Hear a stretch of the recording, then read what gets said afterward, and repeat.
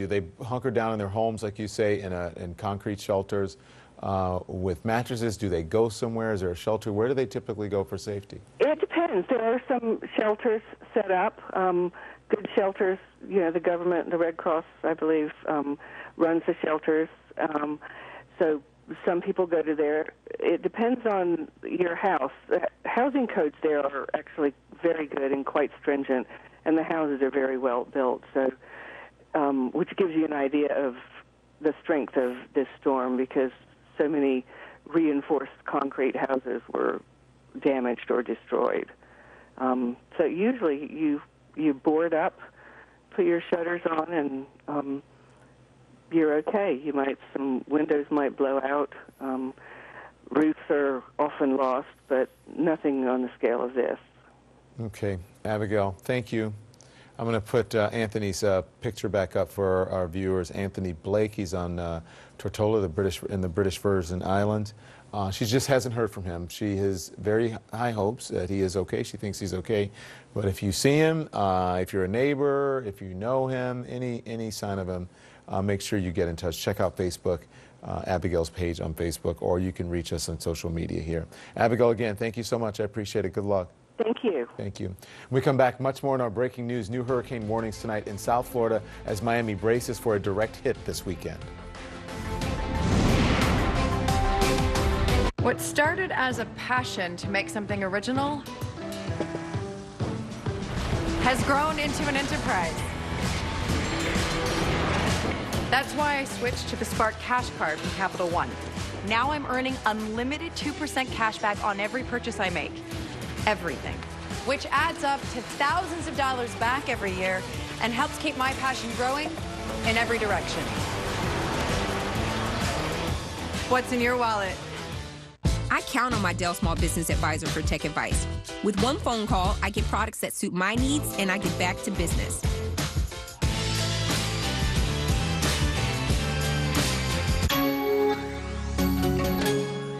David, you have one of the worst cavities I have ever seen. Okay, have a good day. Aren't you gonna fix it? Well, I'm not a dentist. I'm a dental monitor. I just tell you when you have a bad cavity. That's bad. Lunch? Oh, yes. Where are you going? Why monitor a problem if you don't fix it? That's why free credit monitoring isn't enough to protect you. At LifeLock, we not only alert you to identity threats. If you have a problem, we'll work to fix it with our $1 Million Protection Package. LifeLock. Try 60 days risk-free using promo code CAVITY. Being a firefighter can be a pretty physically demanding profession. On the drop of a dime, you have to be ready to go. So a big part of the fire service is staying mentally and physically prepared. My name's Ryan Sutter, and I'm a lieutenant at Vail Fire Department. I started out in professional sports. I have lots of pains from my football days. In the fire service, you can't schedule when somebody needs you. So I maintain a pretty rigorous fitness schedule, and I stay on top of minor aches and pains with products like Aleve. The fire service is filled with people who fundamentally care about others. People who are willing to go into situations that most people wouldn't go into. It takes someone that's willing to give up some of themselves to help. This is Joanne. Her long day as a hairstylist starts with shoulder pain when, hey Joanne, want to trade the all-day relief of 2 Aleve with 6 Tylenol? Give up my 2 Aleve for 6 Tylenol? No thanks. For me, it's Aleve.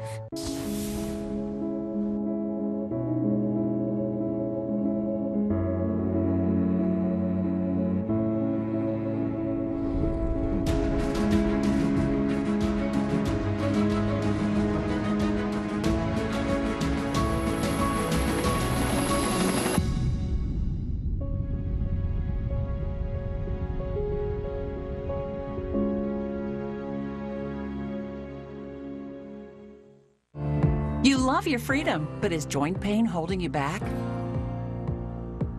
Unlike other creams, Joint Flex helps strengthen joints and gives quick and long-lasting pain relief. Flex your freedom with Joint Flex. 10 seasons on CNN. How the did that happen? Oh, let's go. Anthony Bourdain, Parts Unknown, is back.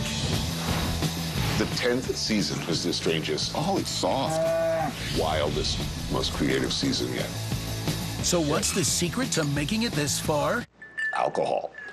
Season 10 of Anthony Bourdain Parts Unknown starts Sunday, October 1st at 9 on CNN.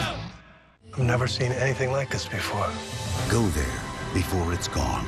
The Wonder List with Bill Weir returns Saturday, October 7th at 9 on CNN. Our breaking news, new hurricane warnings in South Florida tonight. That as Miami braces for a direct hit this weekend. I want you to take a look at this. New satellite imagery. It's showing Irma barreling towards Florida. This hurricane has killed at least 10 people on its rampage through the Caribbean and caused catastrophic damage. Joining me now on the phone is Ronald Jackson. He is the Executive Director of the Caribbean Disaster and Emergency Management Agency. Hello to you again, sir. The reports out of the Caribbean paint a picture of complete and total devastation. What have you been hearing from your people? Well, it's the same thing. Same picture we're getting. We're now hearing and seeing some images of extensive flooding in the north of Haiti. We're hoping to hear more details on that from the Civil Protection Office, which does the emergency coordination there.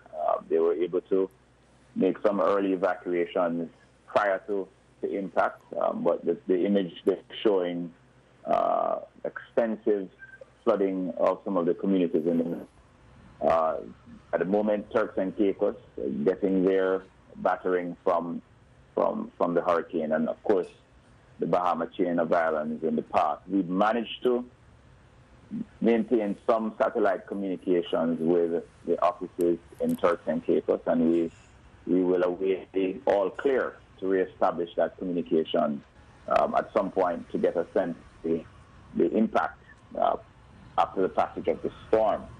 We are hearing now a little bit more detail on what went on in the British Virgin Islands, and it's a picture that is similar, representing what we've seen in the wake of Irma in the other territories in the northern Leeward. So extensive building damage, utilities, private businesses, no power pretty much across the entire island.